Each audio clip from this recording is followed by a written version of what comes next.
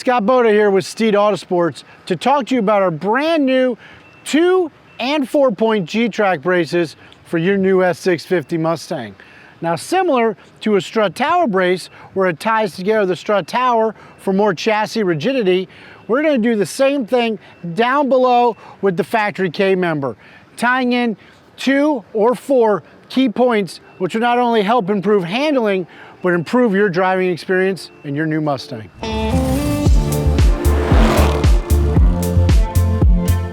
Scott Boda here with Steeda Autosports to talk to you about our new G-Trac braces for the S650 Mustang. Now, a lot of you think, oh, they just changed the exterior of the car, updated the interior, but Ford really did a really good job making this car shine. They took the best parts from the S550 and put it into the S650. From the rear suspension components to some trick new front suspension components. One of the things they did to the S650 was specifically with the 10R80 transmission. On the front side of the transmission pan, you've got a massive oil cooler. That's gonna run up to the front of the car. It's gonna help keep those transmission temps down, especially when you're out there on the road course. A lot of people know after several laps with the S550, trans temps will be going through the roof, even from drag racing. Manuel Gomez at Midnight Performance did modifications to our 2018 to make the transmission run cooler when we're out there at the drag strip trying to launch 1,000 horsepower. So in doing so, we need to redesign our 2 G-Trac braces. As you can see, there's much more clearance for that front mount oil cooler coming off of the front of the transmission. We have it both in a 2-point and a 4-point design. Now, 2-point's gonna give you a little bit more ground clearance, but it's going to tie together those rear legs of your front K-member.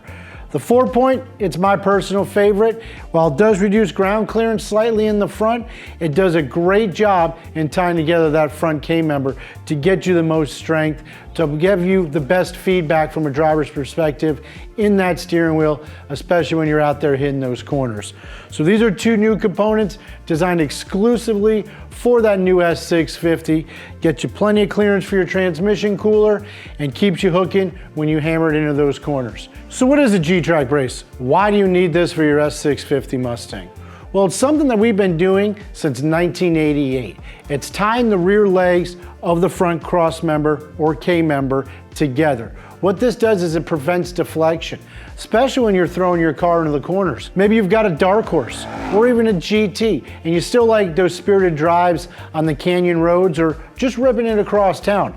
This is going to provide much more confidence to the driver in steering response and feel when you're out there hitting the corners. By tying together those rear legs of the K-member, it prevents deflection, puts a more positive feel into the driver's hands inside the car, and you'll get a lot of enjoyment out of these pieces. It's a simple install on the S650.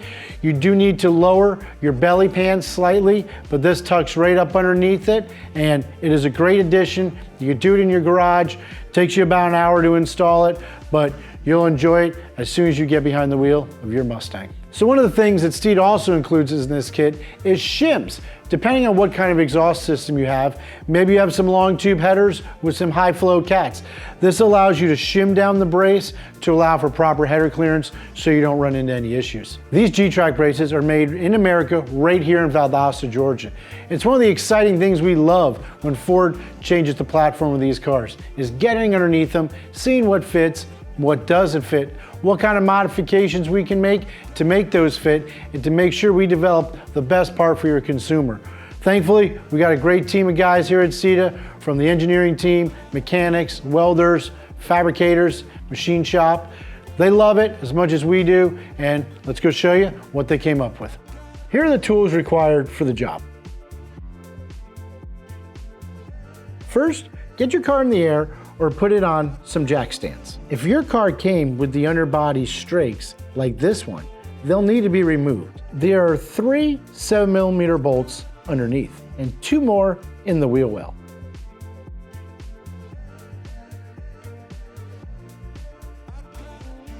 Pull back the fender liner and you can remove the fins.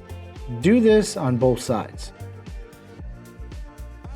Now in the subframe itself, there may be a metal tab that will prevent the crush sleeve spacer from getting into this spot. A file or chisel can be helpful in clearing that area. Once you break it free, you'll now be able to install the crush sleeve. As you can see here, a pry tool can help move the crush sleeve spacer into place. Now, if you have an automatic transmission, there are spacers included which are recommended, but do not use more than 2 per side. This goes for both the 2 and the 4-point. In some cases, additional long tube header clearance is required. Please contact your Steeda representative for the proper hardware. Now for the 2-point, bring it up into place towards the rear of the subframe. Make sure the bolt goes through the spacer and out the other side, where you can put a washer and nut on it to secure it in place. Then get the other side bolted up just the same. Using a wrench up top, tighten the bolts to 55 foot-pounds.